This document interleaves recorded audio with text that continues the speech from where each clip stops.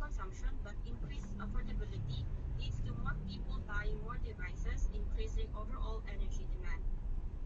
Next one is because it is a natural ecosystems that cannot expand infinitely.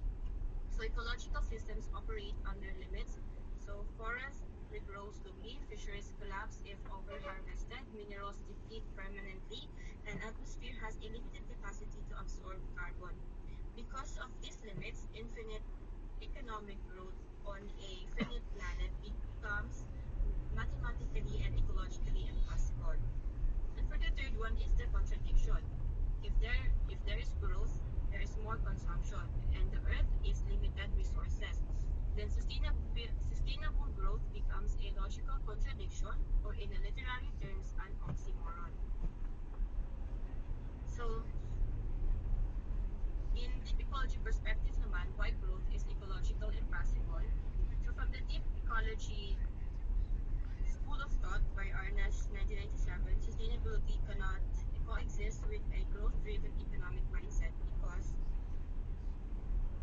because of nature has intrinsic value, ecological limits must be respected, and a sustainable economy must change its structure. In this view, economic growth cannot continue indefinitely without violating ecological principles. Thus, sustainable development is only possible if society fundamentally changes its economic goals. Next naman is the perspective of the advocates. This is the green growth is possible. So meanwhile, supporters of sustainable development argue that contradiction is not absolute. They believe that through innovation, economies can grow without increasing ecological damage. That concept is called decoupling. So, innovation, circular economy, nature-based solution, and sustainable development goals. So, examples nito ay